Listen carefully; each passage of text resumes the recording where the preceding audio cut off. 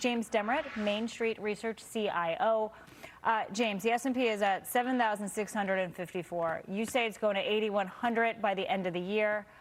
What is that, up another 3-4%? It's not far from here now, Lauren. I'm not impressed by this target. I know. It was very impressive in April when the market was down dramatically.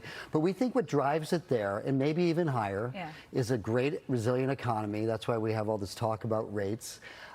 Earnings growth, which we think will continue to outshine expectations, and valuations. I mean, valuations have gotten compressed back to 2023 levels, if you can believe that. So there's a great growth versus PE valuation story here. I do think you're going to have some chop here with the, I call it the Besant versus Warsh war going on. So that could create some chop, maybe a little bit of a correction. I would buy that dip. Do they need to stay in their lanes a little bit more? Yeah, well, I think that Warsh is onto something. Let the market tell us what it needs to do. But I think Bastin's kind of telling the market what to do. Well, he's a hedge fund guy, right? So. Yeah. At the same time, you told this show in your notes that a 10% correction in the next few months wouldn't shock you. I guess with the market up so much this year, a little pullback is needed, but you're thinking official correction? Yeah, I think it is official correction. We haven't seen that, and you've got a great combination of seasonality, right? You've got oil prices, which are continuing to befuddle every investor. Why are you befuddled? That they're staying in the 80s? Or that I think investors, we're doing this for 6 months? It's just a hot button for the investors, right? I think you see the Dow and the S&P swing one way or the other whenever oil moves. And that tells you about the psychology of the investors on pins and needles. And so any chance if the market starts to fall a little bit more than normal, you're probably going to go into a correction. But when the price of oil goes up, yields go up, and stock prices go down. I mean, that's the trend. Well, you know, one of the things I think investors have missed on this is gradual increases in interest rates are a sign of a robust economy. Yeah. That's because you get a lot more demand and inflation ticks up. And I think investors need to recognize this is gradual, nothing to be too concerned about. If earnings growth continues, it kind of justifies a higher interest rate environment. And if you remember the 90s during that AI or tech-led cycle, we had the 10-year at 6% and we had inflation at 4%. And the bull market lived very healthy fashion.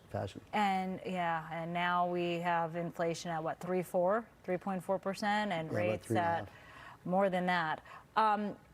What else are you, I should say, concerned about right now?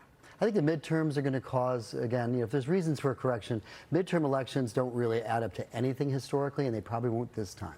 You really think that? Yeah. Why? Well, historically, that is the case. I think this time around, without question, because what we're going to probably do is go swing from one party controlling both House and Senate to basically a split, which is gridlock is usually good for markets. I do think that there's a reason healthcare is moving upward, and that might be discounting the fact that the Democrats win either one or the other.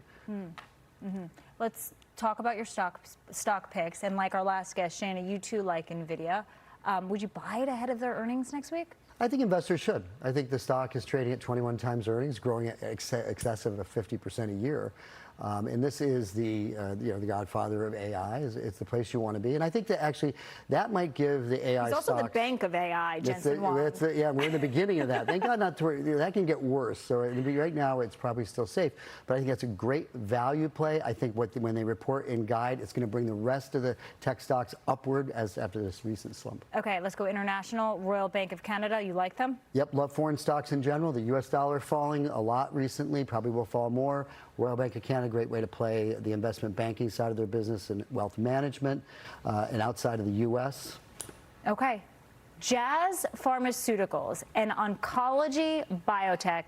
It's based in Ireland. I used to say if you mentioned AI on an earnings call, your stock went up. Now if you mention oncology on an earnings call, your stock might go up? I hope so. 10 times earnings. Why do you like Jazz? Yeah, 10 times the earnings, a great pipeline of oncology drugs. Big announcement coming up on the 25th of August, which we're looking forward to, FDA approval. All the right ingredients there. Great valuation, great chart, great company. That's a great chart, James. Look at that. The 1 year. I mean, you're not buying this stock cheap with the chart like that. 10 times earnings. Okay. All right. James Demmert, nice to meet you.